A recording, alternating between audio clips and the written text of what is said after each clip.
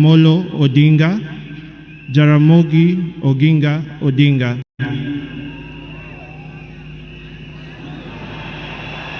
Thank you for grounding me in ways more of our people and encouraging me to be a man.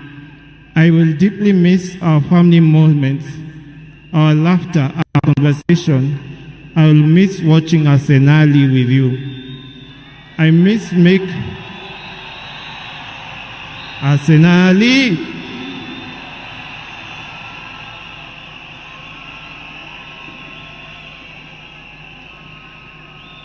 Wacha nimalize. I thank God for you and for everything you have meant to me. You have run your race with honor, and may grace now lead you home. May the ancestors receive you and rest well. Nindikwe, Baba, Aheri, Asante Baba, Asante Baba, Asante Baba, Joy, Joy, Joy.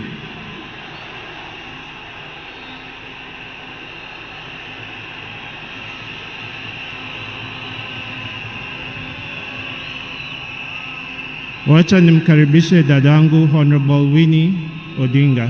Karibu Winnie.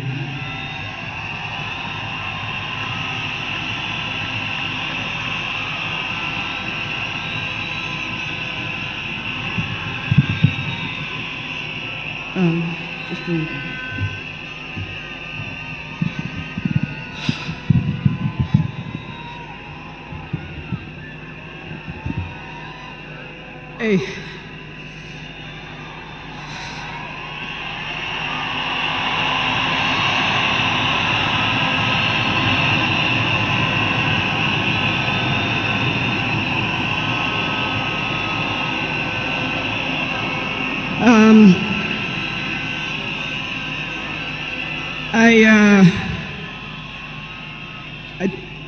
To fellow mourners and all protocols observed, I don't know who I'll miss more, my dad or my superhero. I've been the luckiest girl in the world because you are my dad. Only 3 other human beings were as lucky as me: Fidel, Rosie, and Junior. Dad, you are light, steady, unyielding, and deeply human. To the world, you are known by many names. When you were growing up, they used to call you Aluo. And then when you started work, they started calling you Jaramogi's son. And at some point, they started to call you Tinga.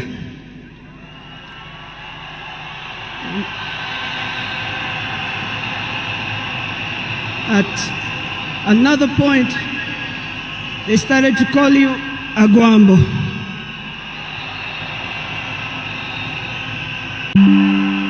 Briefly there, they called you Nyundo. They called you Jacom. They called you Baba Fidel. But in the end, they called you Baba.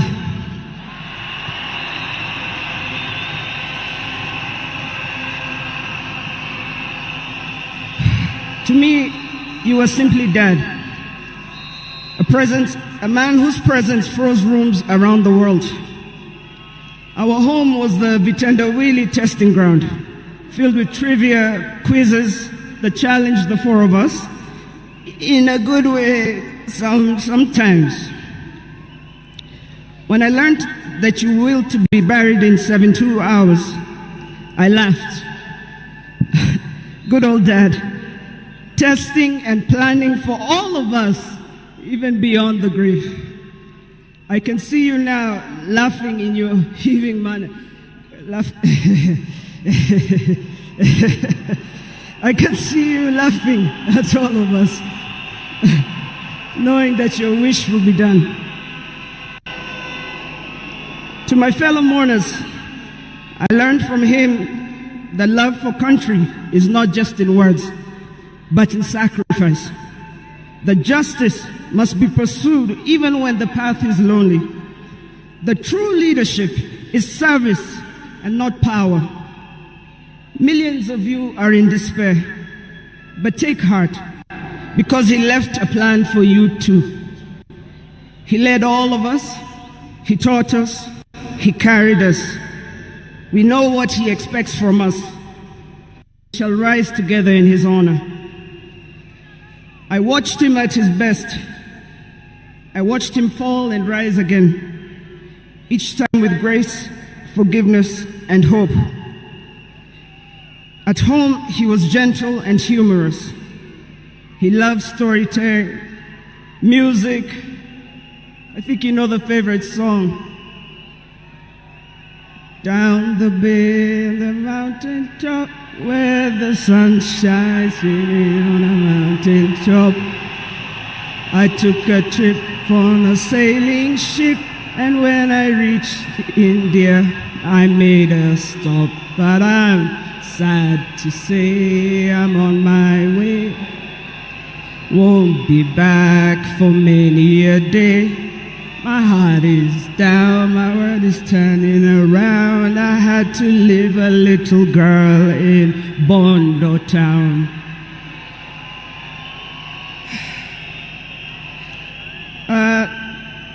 Dad loved his grandchildren. Safi, Fidel's son Alai, Junior's son Lion, Sanai, and Jaramogi. He loved you with all his heart. Even in the busiest moments of national duty, he would send me to check on all of you. I now know it was to remind us to stay grounded, for me to teach you how to dream boldly, and to always stand firm for what is right.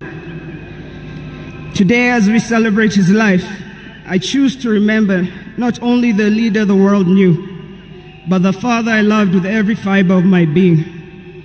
The biggest part of me died on the 15th of October, 2025.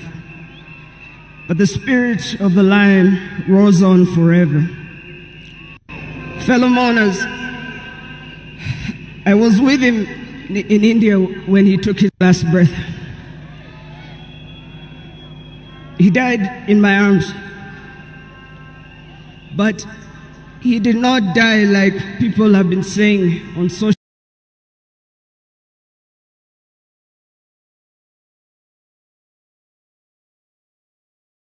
media. Every day he was waking up and walking, and every day he would do 1 round. The next day he would push 2 rounds. That morning he pushed to 5 rounds. He died strong, when with dignity and with pride. And you must be proud of that. You all must also walk with your heads held high, and walk strong and proud that he left as a gentleman.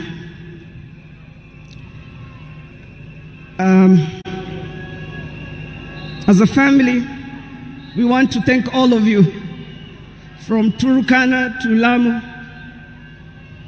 from Isiolo, Mandera, to the shores of Lake Victoria. Asanteni sana.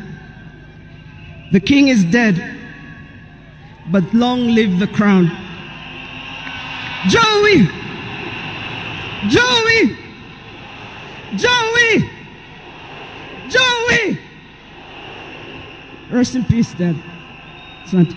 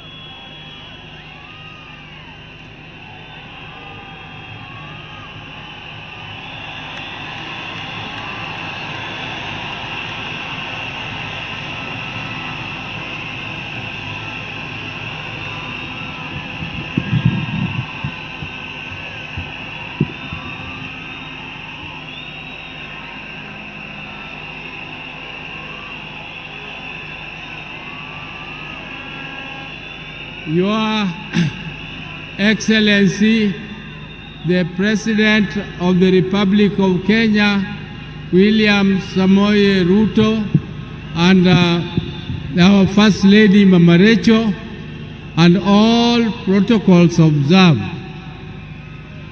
I have a very heavy heart to say farewell to my dear brother. Raila was more than a brother to me.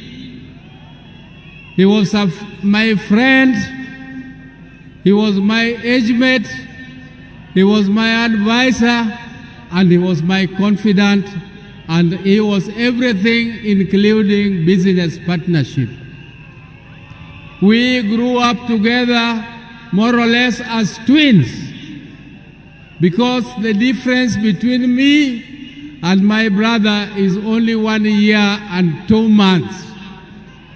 And unfortunately, my brother passed on my birthday, which is 15th October 1943. When we were growing together with my brother, we were in Bondo in Sakwa, though we were born in Maseno. But during that time, we were only 3 boys, and our mother was a disciplinarian more than our father. But my brother Raila knew how to cook. Our father's mother told us that you, my boys, you are also my girls. You must learn to fetch firewood, you must learn to cook, you must learn to prepare everything, including washing clothes and ironing and so on. Raila was best at all those things. The other thing Raila was best at was in class. Me, I was average. I could be number 5, number 4, number 3 sometimes if I did well. But Raila was always number 1. He was always number 1 in class. And I also want to tell you that Raila was a sportsman. He was a sportsman. He used to do what we were calling triple jump. He used to play football, and he used to do pole vault. But I was better than him in jumping and in pole vault. I want to tell you that my brother loved justice from the beginning. He loved to hear news. And one day he was late in school, and when the teacher asked him what he was doing, he said he was still listening to the radio. He wanted to hear news. And he was only at standard 3, standard 4. So Raila was a no-nonsense man. He entertained no mediocrity. Raila did not want mediocrity. If you came across him with lies or something mediocre, his left hand was very fast. He could give you something to teach you a lesson that you must always be truthful. He protected me and my brother, the later Gola, because he was more brave in confronting anybody who attacked us. Ladies and gentlemen, I can tell you the story of Raila the whole day, but that is not my intention today.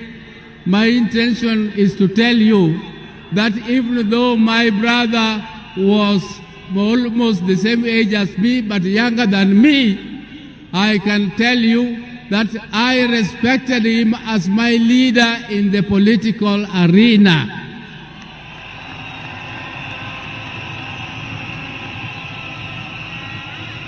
And I want to thank my party, ODM, for making me the acting party leader of ODM, the oldest and the largest party in East and Central Africa. I will take that mantle with vigor, and I must assure you, my colleagues, that I will not disappoint. Even though the shoes of Raila are too big to be filled. But I just want to try my best. I want to try my best. But now I would like to inform you that I am also with my wife. My wives, I am a general. I have two of them. If I don't introduce them to you, they might feel jealous and refuse to give me food. There's my elder wife, Dr. Ann Ayo Oburu, is here. And come. This is the lady who took me out of boyhood. She is a doctor, she is a pediatrician, and she is the one with whom we grew together.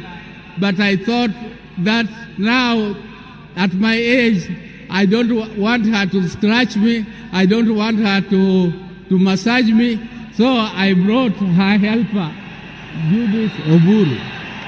Judith Oburu.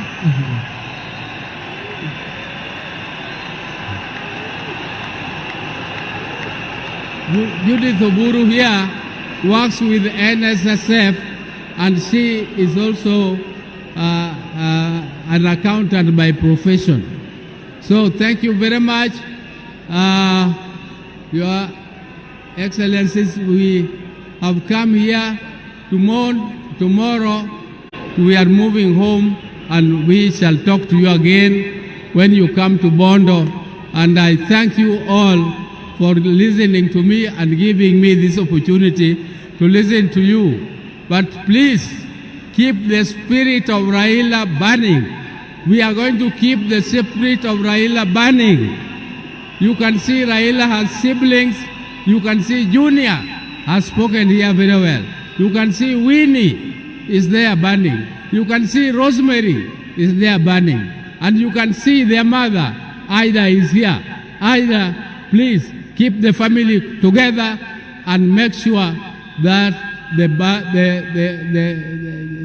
fire of Raila keeps burning forever and forever more. Thank you for listening to me. Oh, let me leave on. Asante, my brother, rest in peace. My brother, rest in peace. Greet for us my dad, Jaramogi Oginga Odinga.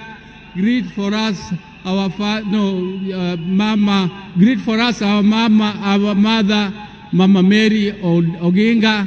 Greet for us our father, Jaramogi Oginga Odinga. Greet for us all our brothers, Agola, Osewe, and Odima, who left before us.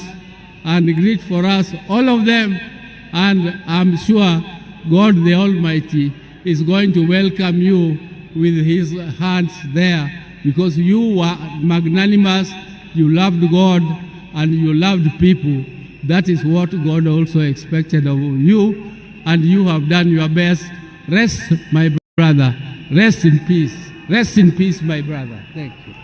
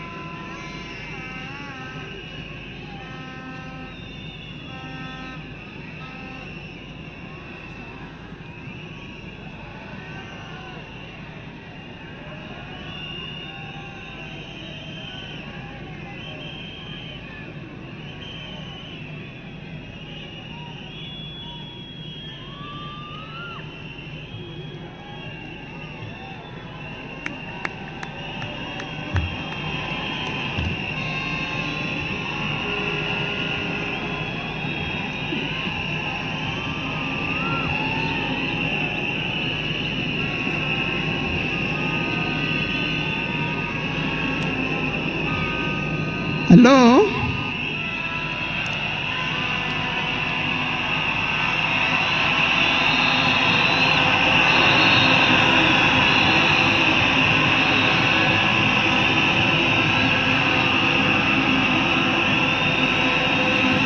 Thank you.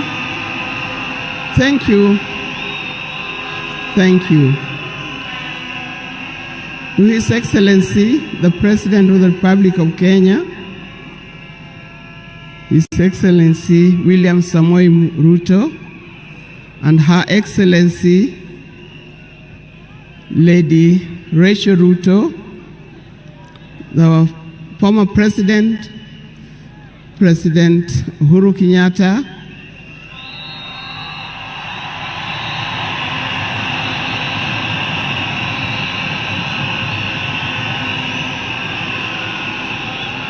the visiting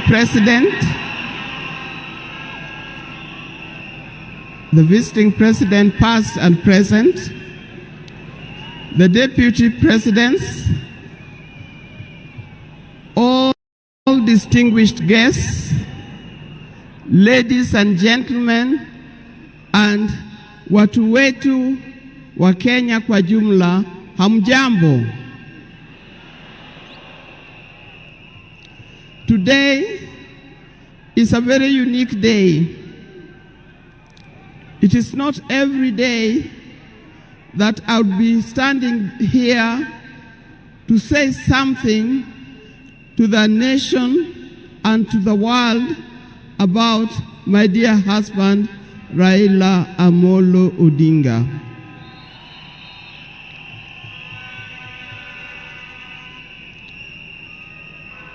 For those who don't know me, I've got a very long name.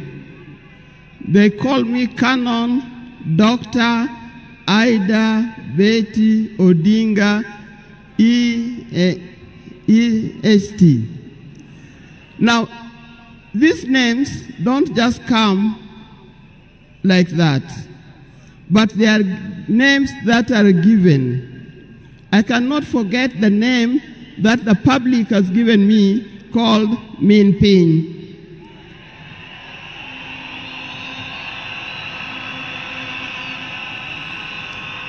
That name is a very heavy name because it is a name that puts a lot of responsibility to the owner of that name. I'm also gotten the name of Peace Ambassador. And for that reason, even before I say something else, I'd like to say something about peace. One thing that I know that Raila stood for, and he keep on repeating, is that we need peace in our nation, we need peace in our homes. And peace will not survive in a situation, in a chaotic situation. For that reason, I appeal, today I appeal, let us mourn Raila in peace. I know you are all concerned, I know you are all mourning, you are sad about this, but let's keep peace so that the peace can prevail, not only here in the stadium, but also in the rest of the country. Coming to talk about my dear husband, Raila Amolo Odinga. I first met Raila way back in the early 70s, and we got married in 1973. For that reason, I've lived with this man for 52 years. Many of the people that I see or who are in this stadium could have easily be our children. No wonder you call him Baba. That name did not come from nowhere, but came from the experience and the life that he has lived with and relationship that he has had with some of these people. During our union, we were blessed by 4 children. First, we had the first child was called Fidel Castro Odhiambo Odinga. When Fidel was born,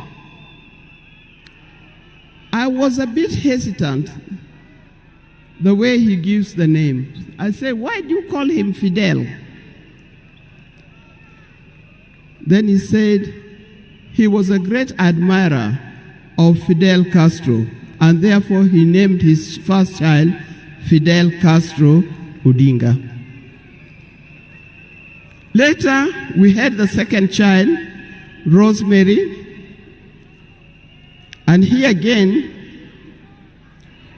Rose is the name of my mother, and Mary is the name of his mother.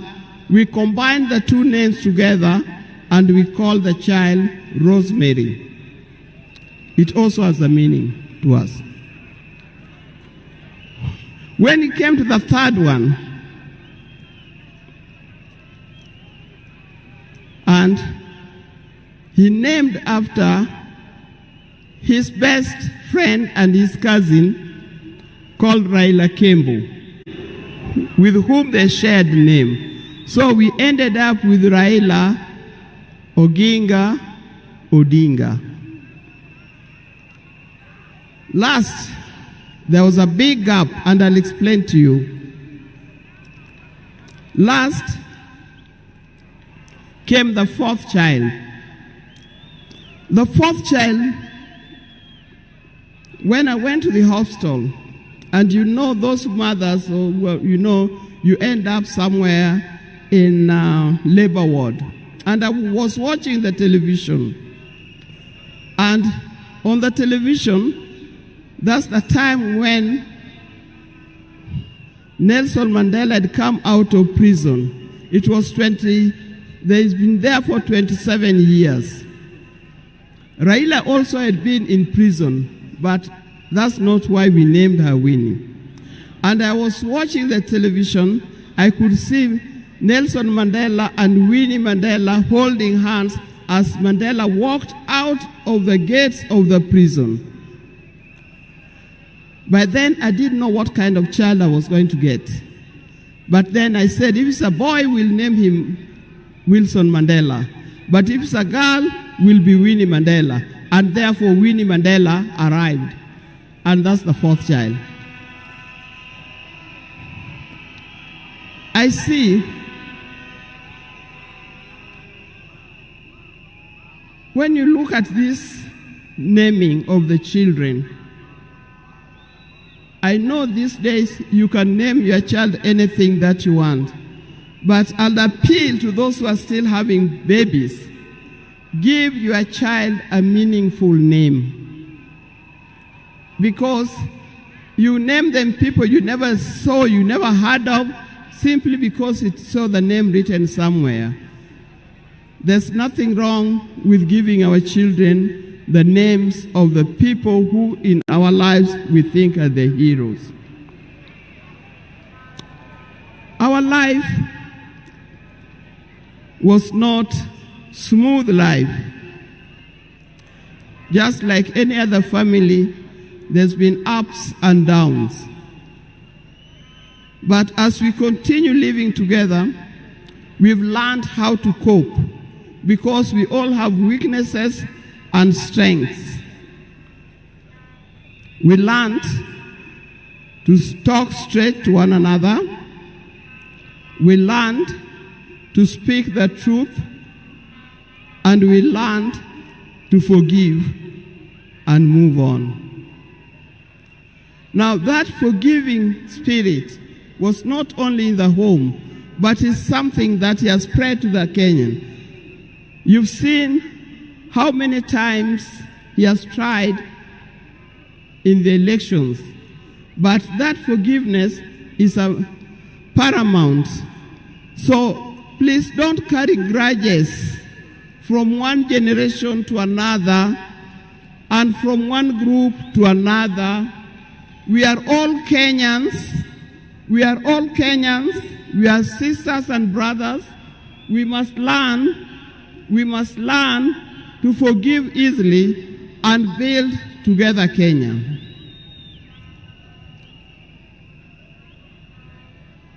Towards the end, I'll not say everything. I would like to say everything, but time would not allow. And a span of 52 years is not a short time.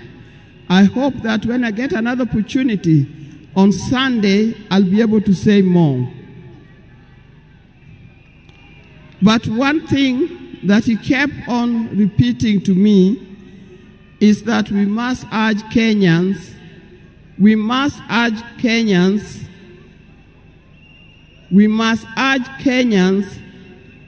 to live in peace. He kept on repeating that. We must repeat it to our Kenyans. We live in peace. Raila hated dishonesty. He hated dishonesty. He hated greed.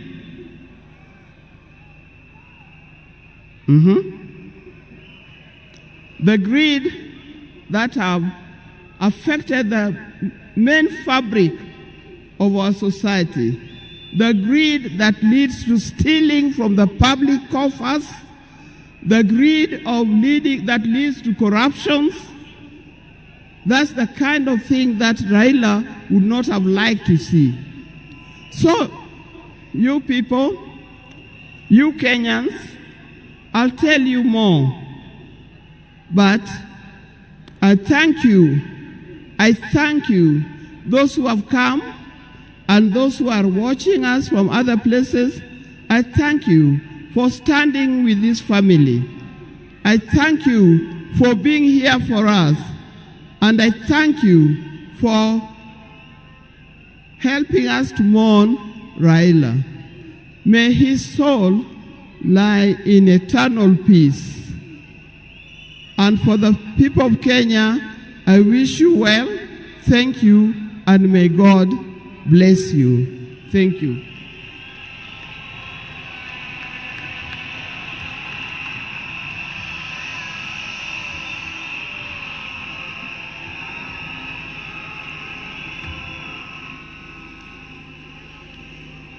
Fellow mourners, we are moving towards the end of this occasion, the first part, so that we can allow a second part that is going to take place in the afternoon. On behalf of Senator Dr. Oburu Oginga, who has been the co-chair of the National State Funeral Committee for the late Prime Minister Raila Odinga, I want to thank the people of Kenya and the people of the world for mourning our departed leader with dignity.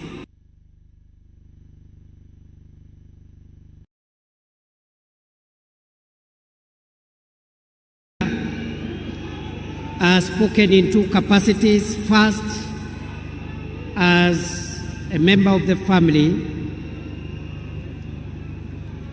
and secondly, as the interim acting party leader of ODM.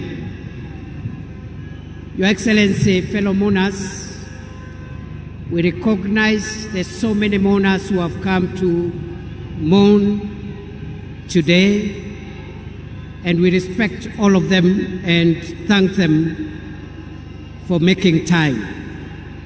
Allow me, Your Excellency, to do two things and then we will conclude.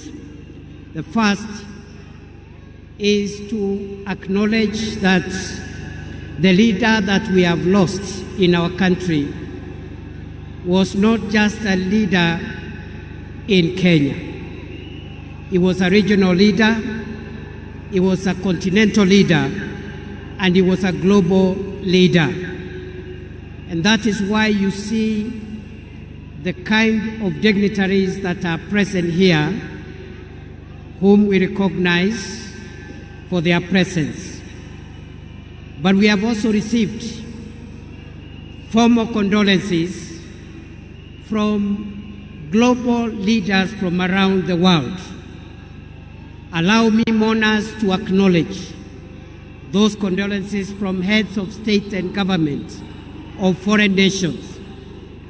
We have the condolences of the President of Tanzania, Samia Suluhu Hassan, who has sent formal condolences and has sent her Vice President, who is present, the Foreign Minister of Tanzania, who is present, but we acknowledge the formal condolences from President Samia Suluhu Hassan from Tanzania. The Tanzanian delegation is also joined by the fourth President of Tanzania, the Honorable Jakaya Kikwete. We also have condolences from President Yoweri Kaguta Museveni, the President of Uganda. We have the condolences of President Paul Kagame of Rwanda. And President Kagame, in addition to the condolences, has sent the Interior Minister of Rwanda, who is present here to represent President Kagame. The President of Somalia, President of the Federal Republic of Somalia, I think has arrived after we had received his condolences, and maybe the President will acknowledge him. The Prime Minister of Ethiopia also sent his condolences. The President of Djibouti, Ismail Omar Gele, has also sent his condolences. The President of the Republic of Zambia, His Excellency Hakainde Hichilema, has also sent his condolences. The President of the Federal Republic of Nigeria, His Excellency Bola Ahmed Tinubu. The President of the Republic of Ghana, His Excellency John Mahama. The President of the Republic of Burundi, His Excellency Evariste Ndayishimiye. The President of the Republic of Sierra Leone, His Excellency Julius Maada Bio. The President of the Republic of Zimbabwe, His Excellency Emerson Mnangagwa. The President of the Republic of the Gambia, President Adama Barrow. The President of the Republic of South Africa, His Excellency Matamela Cyril Ramaphosa. The Prime Minister of India, His Excellency Narendra Modi. The President of the Democratic Republic of Congo, His Excellency Felix Tshisekedi. We also are in receipt of the formal condolences of the following global leaders whom I want to mention and acknowledge. The Secretary General of the United Nations, His Excellency Antonio Guterres. The Chairperson of the African Union Commission, His Excellency Mahmoud Ali Yusuf. The Head of the European Union delegation to Kenya. We also have the condolences of the Under Secretary General and Executive Secretary of the United Nations Economic Commission for Africa, the Director General of the World Health Organization, Tedros Ghebreyesus, the Assistant Secretary General of the Commonwealth of Nations, the Executive Secretary of the Intergovernmental Authority on Development, Dr. Nyayo, the Secretary General of the East African Community, Veronica Nduva.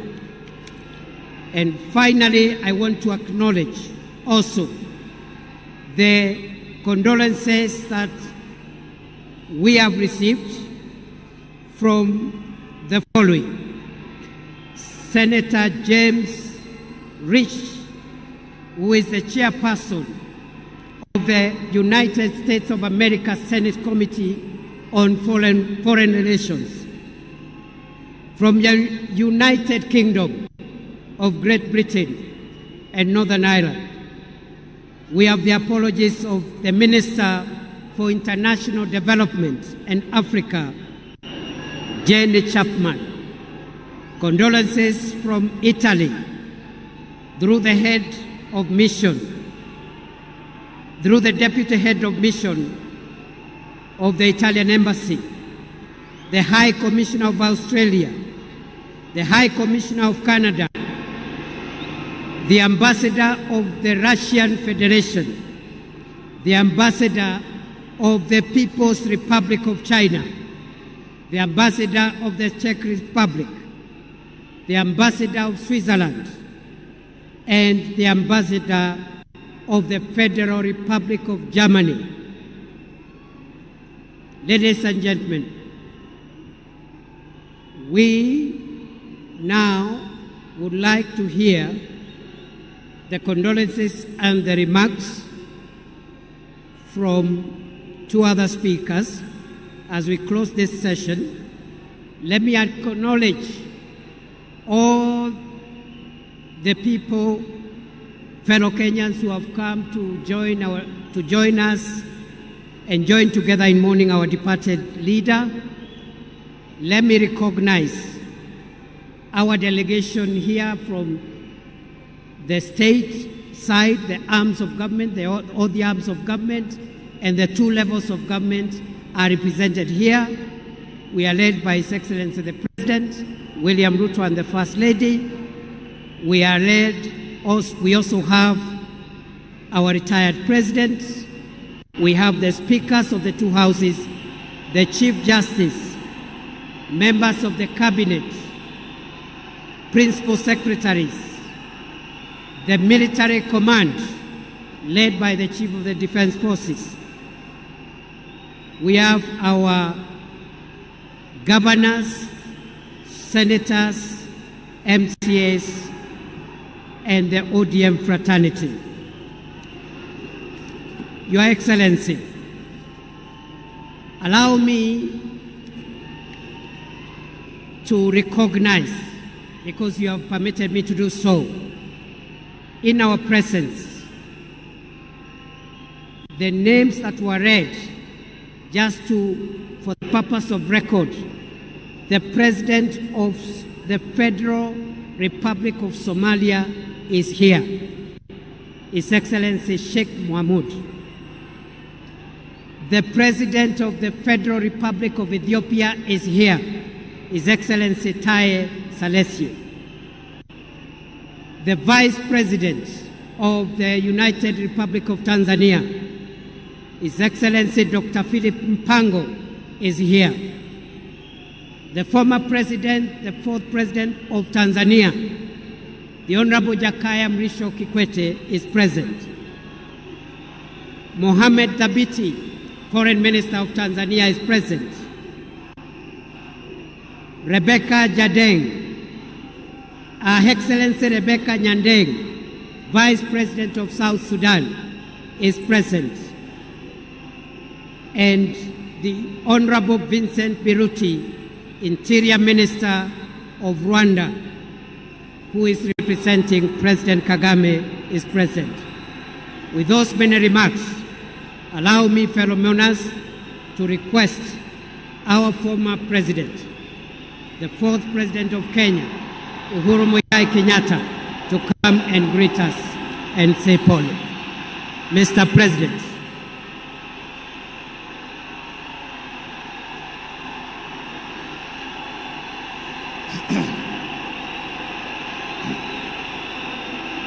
Asanteni sana.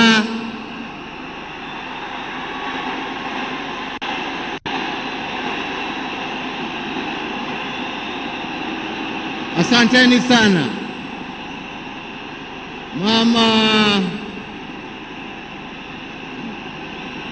Mama Aida Odinga, Rosemary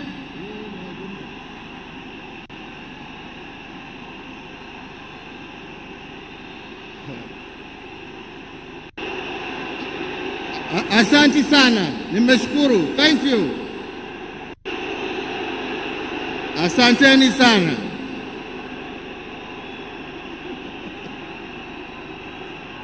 Asanteni.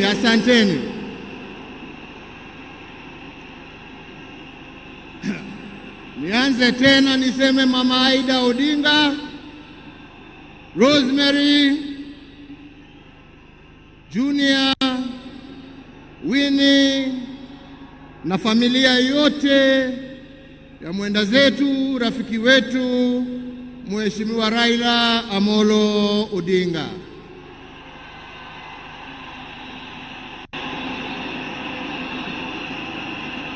Mheshimiwa Rais wa Jamhuri ya Kenya, Mheshimiwa William Samoei Ruto na First Lady Mama Rachel Ruto, viongozi wa nchi za kigeni na majirani ambao wametutembelea kuja kuomboleza na sisi, waombolezaji wenzangu, hamjambo? Hamjambo tena. Asanteni sana. Tuko hapa pamoja kama Wakenya kusherehekea maisha ya Mkenya mwenzetu, kiongozi, rafiki yangu, lakini mimi nilimpenda kama ndugu yangu.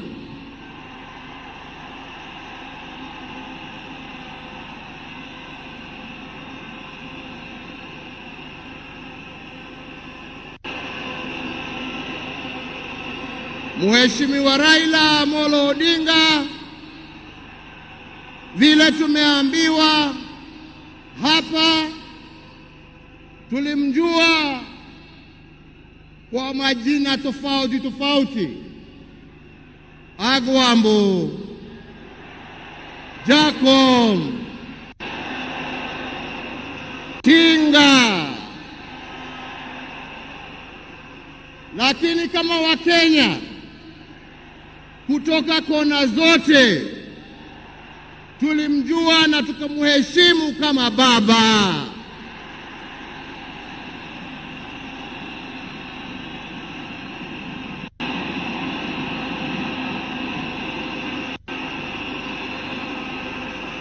Na tulimuita baba kwa sababu Mheshimiwa Raila Amolo Odinga alipenda nchi yake Kenya kuliko kitu kingine chochote.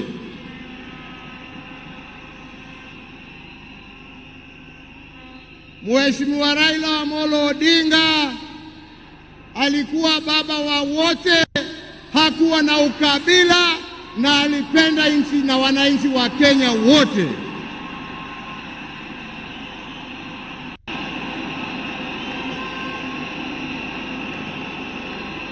Na testimony hiyo yaoneshwa na marafiki tofauti ambao ukienda kumtembelea kwake nyumbani ulikuwa unawakuta huko.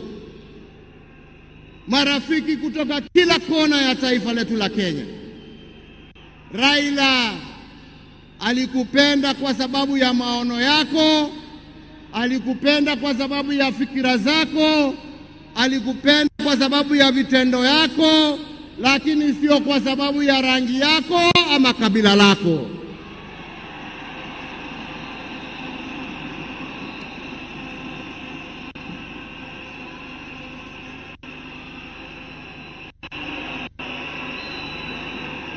Leo hii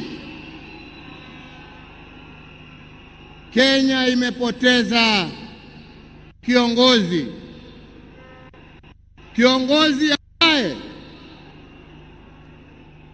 historia ya demokrasia katika taifa letu la Kenya haiwezi iandikwe bila la jina la Raila Amolo Odinga kuwa nambari moja.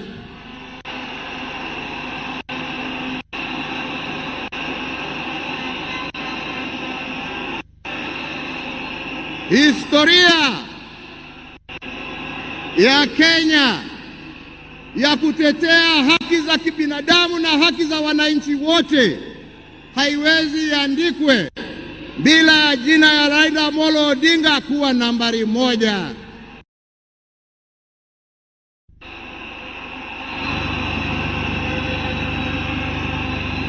Historia ya ungatuzi na kuhakikisha ya kwamba wananchi kule mashinani wana uwezo ya kujiongoza na kujitawala na kuwa na viongozi ambao wanatekeleza shida za wananchi kule chini, haiwezi iandikwe bila jina ya Raila Amolo Odinga kuwa nambari moja.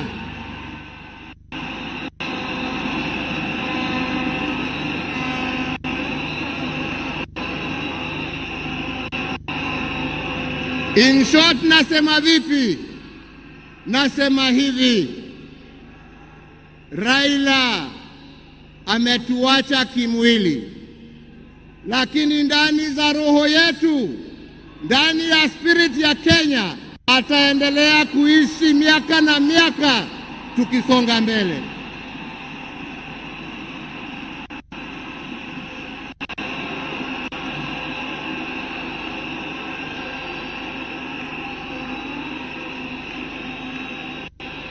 Wenzetu, Raila alipenda amani. Raila alipenda umoja wa taifa letu.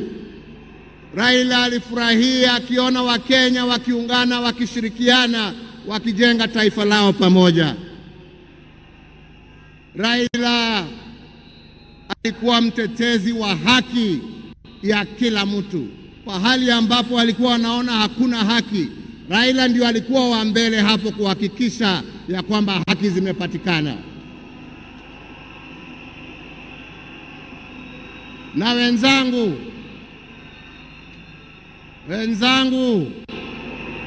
nawaambia hivi, tunakumbuka wakina mzee Jomo Kenyatta na Jaramogi Odinga kwa kutetea uhuru wa nchi yetu.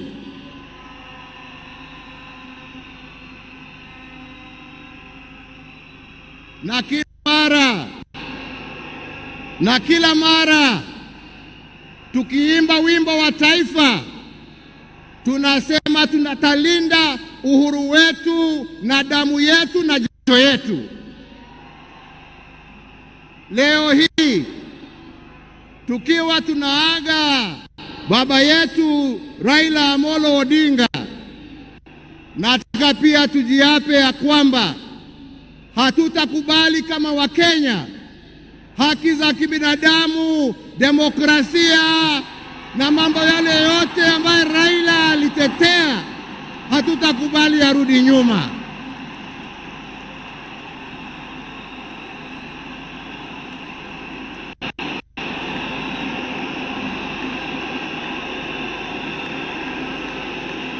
Hatutakubali yarudi nyuma. Tutasonga mbele tukizingatia hizo haki kwa sisi ambao tumebaki na wale ambao hawajazaliwa. Hivyo ndivyo ndugu yetu angependa kuona, na hiyo ndio njia ya kuona legacy yake kama kiongozi wa taifa letu. Wenzetu, sio siku ya mambo mingi. Nimekuja kuomboleza rafiki na ndugu, lakini siwezi nimalizie nisiposema ya kwamba hata kama leo tuna huzuni na tunaomboleza, lazima kama Wakenya tuchukue nafasi hii, kwa sababu Raila hangeweza kutenda yale ambayo alitenda kama angekuwa amesimamiwa na mama nguvu wa kazi, Mama Aida Odinga, na watoto wake Rosemary Junior, Winnie na familia yake yote. Kwa Wakenya tunawashukuru kwa kutupatia Raila atumikie nchi, na kwa kumuunga mkono ndio awe na nguvu ya kututumikia sisi wote. Yangu ni kusema, ndugu yangu, tuende vyema. Wenzangu, kastori kadogo tu, sio kubwa.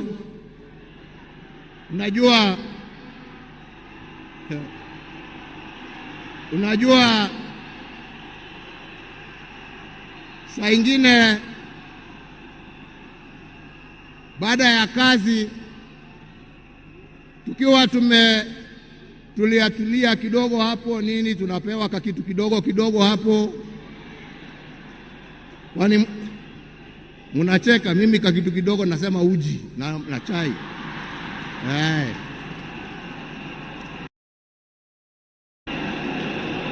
Lakini wakati tulikuwa tunapiga gumzo, saa ingine tulikuwa tunajiuliza, unajua jamani, wale wazee ambao wameenda, wakina Jaramogi, wakina Jomo, wakina Nkrumah, wakina Mwalimu Nyerere, jameni, unafikirianga wakiketi wanaongeanga mambo gani? Mimi nilikuwa nasema unajua, wanaongea siasa kama sisi, wanatuangalia tu na mambo hii yetu ya upuzi hapa, wanatuchekelea. Anasema lakini unajua, I'm very keen kujua. Sasa ndugu yangu, umeenda mbele yangu, sasa tayari najua mnajiongeleshana huko, na sio ati niko na haraka ya kuja kuwafikia, lakini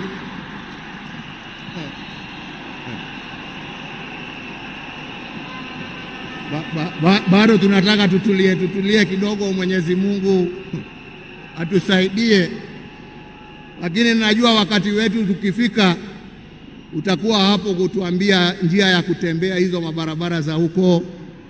Kwa hivyo ndugu yangu, nikuombee kwa Mwenyezi Mungu akurehemu, akulaze na amani na wenzako, ukijua ya kwamba twakumbuka wewe, na yale ambao umebakisha tutaendelea nayo, na familia yako sasa imekuwa yetu, na tutaendelea kuwalinda na kuwachunga na kusimama pamoja nao kwa wakati wote. Nasema lala salama ndugu. Mungu awabariki familia yako na awafariji na awapatie nguvu, na Mungu aendelee kuibariki Kenya hii yetu, Afrika Mashariki na Afrika kwa jumla. Asanteni sana, Mungu awabariki.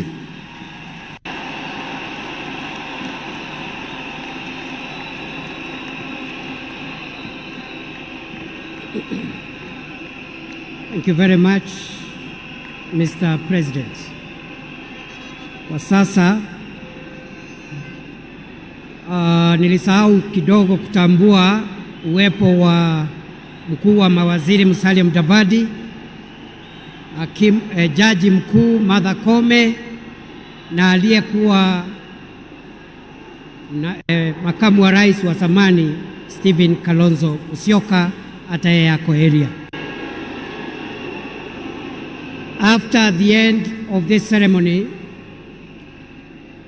the security agencies led by the Kenya Defence Forces will make announcements through the military MC on the procedure that is going to be followed, because immediately after this, we want mourners who have come to pay their final respects to our departed leader to have as much time as possible in an orderly manner, in a dignified manner, to view the body of our leader.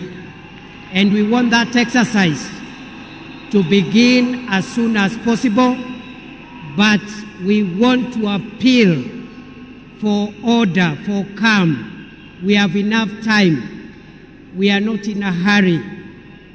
Everybody who has come here today for that reason will get a chance. As a committee that has been working on this, we want everything to go right. So please, our military, our security agencies will help us coordinate that so that we have security in the stadium as we pay our respects to our departed leader. Before we do that, allow me, ladies and gentlemen, now to invite the President of Kenya, His Excellency William Samoei Ruto, to come and address us. Mr. President, sir.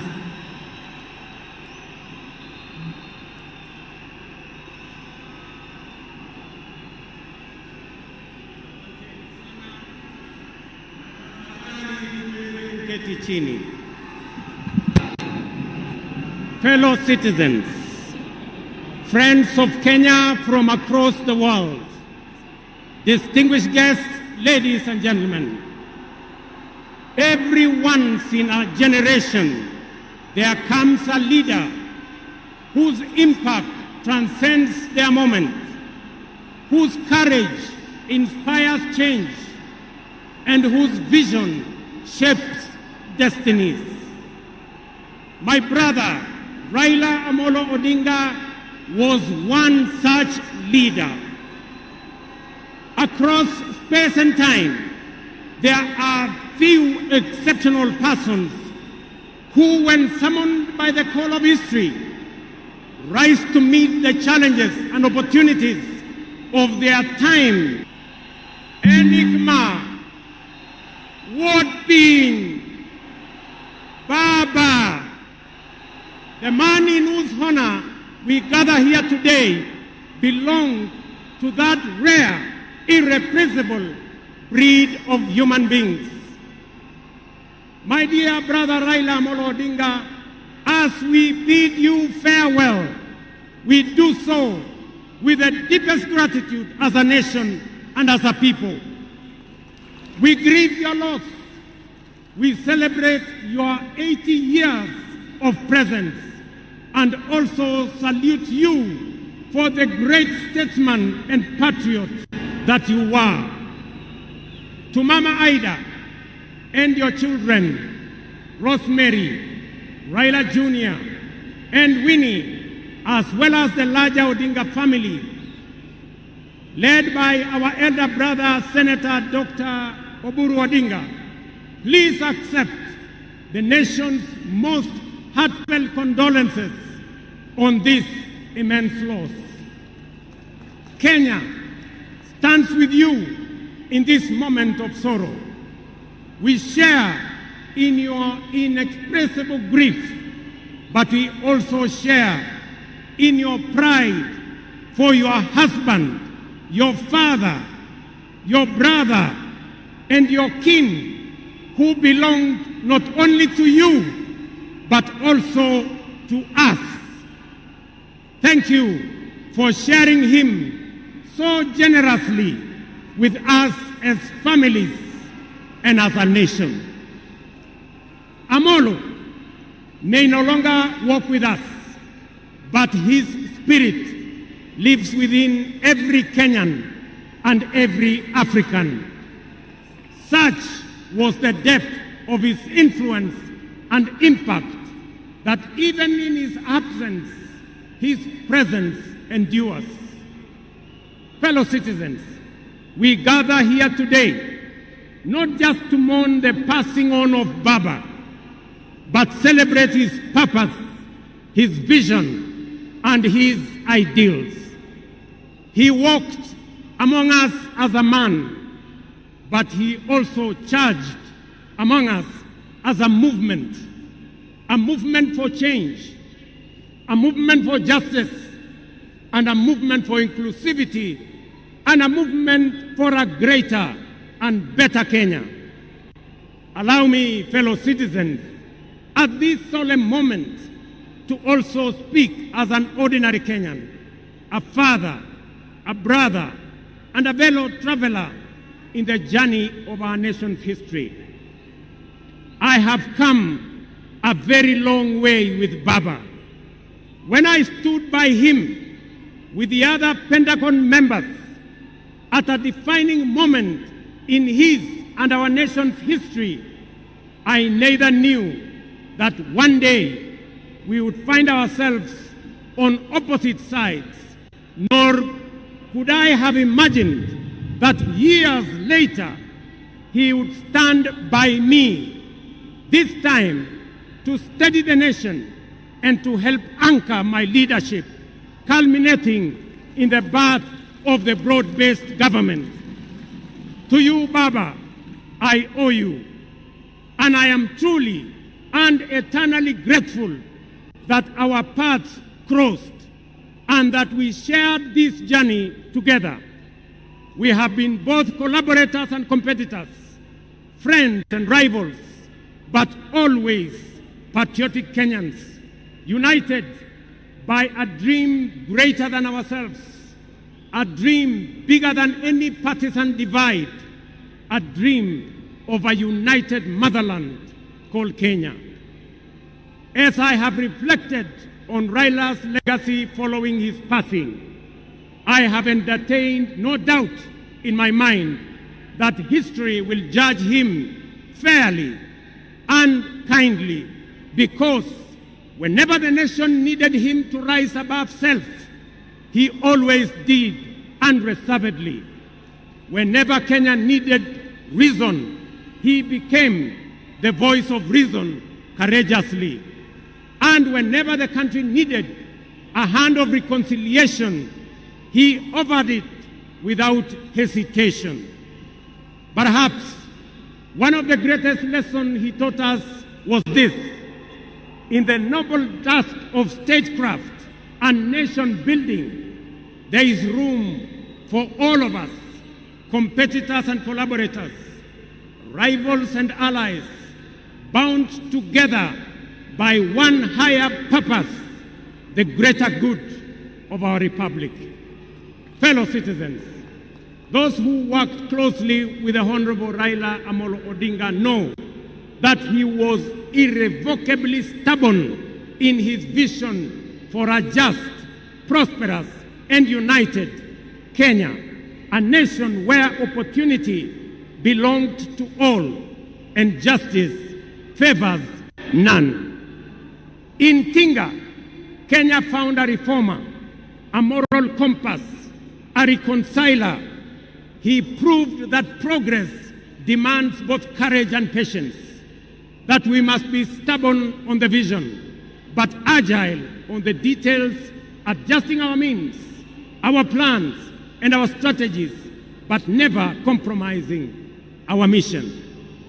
The gentleman we are bidding farewell today gave more to this country than most will ever.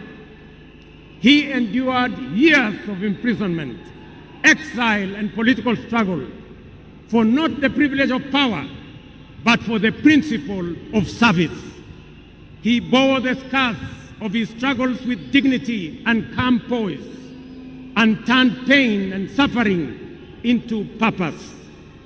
Jacom was also at home in the humblest of homes, and at ease on the grandest of global stages. His heart belonged to the people. He shared in their pain, rejoiced in their victories, and never lost faith in the people's goodness. Fellow monarchs, one of the Honorable Raila Odinga's favorite songs was Jamaica, Farewell by Harry Belafonte, a melody of longing and gentle sorrow. He often broke into a dance and with a big smile sang, round the Bay of Mexico, where the sun shines daily on them. Thank you very much. Today, those words ring with profound meaning, significance, and impact. Our elder statesman, the Honorable Raila, is sailing on a ship, not to Jamaica, but to home beyond. He will not be back with us for many a day. He leaves behind many little girls and boys, not in Kingstown, but here in Nairobi, in Kisumu, in Mandera, in Vihiga, in Mombasa, in Kakamega, in Wajir, and in every village and valley across our land. Baba has finished his race. He has kept the faith.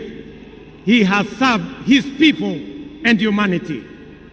It is our solemn prayer to the Almighty God that the soil of the land which Honorable Raila so tirelessly served shall embrace him with grace, that the nation he sacrificed for shall eternally cherish his memory, and that the people for whom he fought for shall carry his dream forward.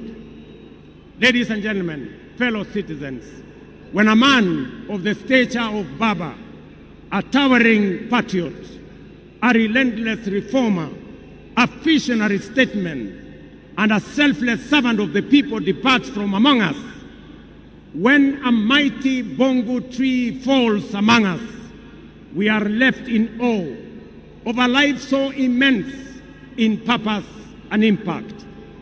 And in that quiet moment of both boundless gratitude and unfathomable grief, we are rightly bound to ask, from where shall another like him rise? Ladies and gentlemen, there was and there can only be one Raila Amolo Odinga, a man of great courage, a man that made sacrifices, and a man who had a big heart to forgive even when he was wrong. May the Almighty God comfort his family, and may the soul of the Right Honorable Raila Amolo Odinga rest in eternal peace. Asanteni sana na Mungu atubariki sisi zote, and God bless our great nation. Thank you very much, and I want to thank all the dignitaries who have come to condole with us. Asanteni sana, tutawaona mbele katika safari ya kumpumzisha huyu shujaa kiongozi wetu Raila Amolo Odinga. Asanteni.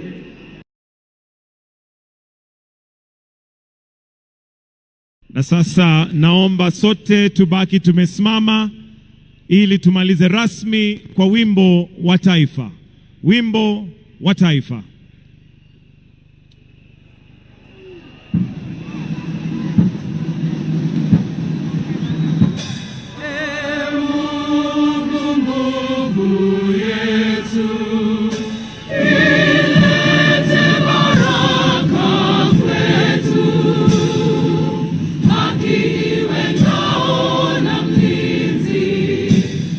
Tukae na undugu, amani na uhuru.